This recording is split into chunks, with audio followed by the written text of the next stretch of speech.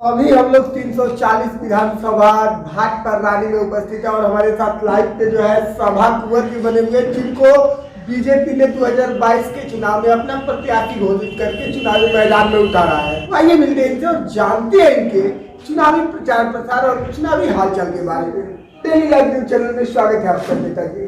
धन्यवाद। पूर्व में आप जितने चुनाव लड़े वो अपने दम पर आपने लड़ा, लेकिन इस बार आप योगी आदित्यनाथ जी के नेतृत्व में और भारतीय जनता पार्टी के नेतृत्व में चुनाव लड़ रहे हैं, तो क्या आपको लगता है कि 2022 में आपकी ये सीट निकलेगी?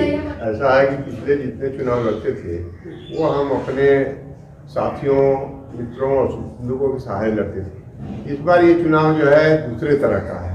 इस बार के चुनाव में आदरणीय देश के प्रधानमंत्री नरेंद्र मोदी जी और उत्तर प्रदेश की यशस्वी मुख्यमंत्री योगी जी के कार्यों को लेकर के हम जनता के बीच जा रहे हैं। और जिस तरह का उत्साह जनता के बीच में है, जिस तरह से लोगों के अंदर जुनून है, ये देख करके लगता है कि इस बार जो है उनके कारणों से, और जो मेरे पुराने साथी हैं वो सब साथी जो है आज तक के जितना परिश्रम उन्होंने किया था उससे ज़्यादा जो है जोर लगा करके वो हमारे साथ खड़ा है। और उनके जो योगी जी के कार्य हैं उससे ऐसा लगता है कि यहाँ जो है निश्चित तौर पर हमें सफलता मिलेगी। पूर्व में आपने अपने दम पर और अन्य पार्टियों के लिए चुनाव लड़ा, लेकिन 2022 के चुनाव में आपने भारतीय जनता पार्टी को ही क्यों चुना? इसलिए चुना कि भारतीय जनता पार्टी ही एकमात्र इस समय पार्टी है जो राष्ट्र के बारे में सोचती है। हमारे जो हमारी अस्मिता है भारत की, हमारी जो संस्कृति है उसके बारे में सोचती है। और बाकी जो पार्टियां हैं वो निहित स्वार्थ के तहत जो है काम कर रही थी और हमें लगा कि इससे हमारा राष्ट्र कमजोर हो रहा है। तो हम राष्ट्र के लिए और देश के उत्थान के लिए, मजबूती के लिए इस पर भारतीय जनता पार्टी में शामिल हुए थे। और भारतीय जनता पार्टी ने जो विश्वास हमारे ऊपर व्यक्त किया है ये उसने हमें सोच समझ कर किया हो। मैं कोई ऐसा नहीं मान करके आया था भारतीय जनता पार्टी मुझे पार्टी लड़ाएगी। मैं इस बार जो है मोदी जी और योगी जी कार्यों से प्रभावित होकर आया था और मुझे भी इस राष्ट्रवाद के जो यज्ञ है उसमें अपनी आहुति के लिए मैं आया था। तो क्या आपको लगता है कि 2022 के चुनाव में भाजपा रानी विधानसभा में परिवर्तन होगा और बीजेपी अपना वर्चस्व बना पाएगी भाजपा रानी में? देखिए, ऐसा है कि जैसे यहाँ आज तक भारतीय जनता पार्टी का कभी खाता नहीं खुला था बहुत चौराहे था, लेकिन जितना हिसाब किताब भाजपा का यहाँ बकाया था सब जनता जो है आकर के इस पर पूरा कर रही है। सारे रिकॉर्ड ध्वस्त करके हमारे यहाँ सारे लोग पर हैं 1 लाख पार, मैं तो कहता हूँ 1.5 लाख पार होने जा रहा है। तो लाइव के माध्यम से आपको भाजपा रानी विधानसभा की जनता भी देख रही है 1.5 लाख पार को लेकर के, और अपने आगामी चुनावी जीत को लेकर के जनता को क्या संदेश देना चाहेंगे? जनता से केवल एक संदेश देना चाहता हूँ कि मैं आपका हूँ, आपका था और आपका रहूंगा।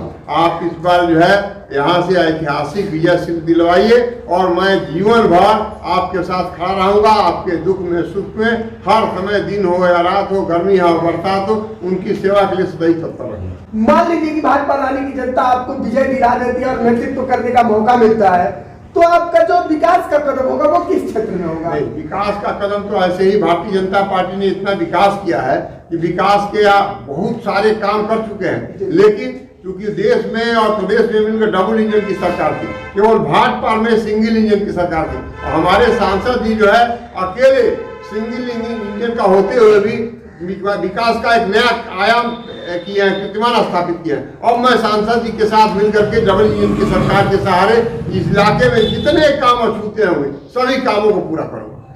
जो लोग यहाँ से प्रतिनिधित्व किए हैं 25-30 सालों से, उन्होंने इस पर कभी चिंतन नहीं किया, मनन नहीं किया, न उनकी कोई सोच थी। वो जातियों को जातियों से लड़ा करके, भाई को भाई से लड़ा करके, समाज में विद्वेष पैदा करके, ऊंच नीच, छोटे बड़े कह करके और समाज को बांट दिया था। इसलिए विकास पर उनका कभी ध्यान नहीं गया।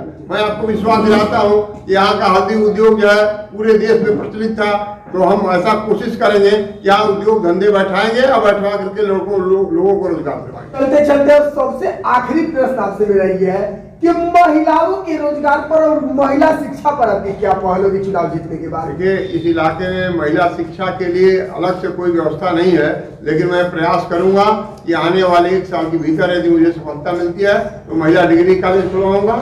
और दूसरा है महिलाओं के लिए जो स्वयं सहायता समूह है या जो हमारी सरकार ने बहुत सारा मुद्रा लोन के माध्यम से, मैं कोशिश करूंगा उनको उससे जोड़ करके और रोजगार पैदा करूंगा। तो चलिए जी, डेली लाइव न्यूज चैनल के साथ जुड़ने के लिए और अपना कीमती समय देने के लिए बहुत बहुत धन्यवाद आपका। बहुत बहुत धन्यवाद आप लोगों का भी, इसके लिए आभार व्यक्त करता हूं।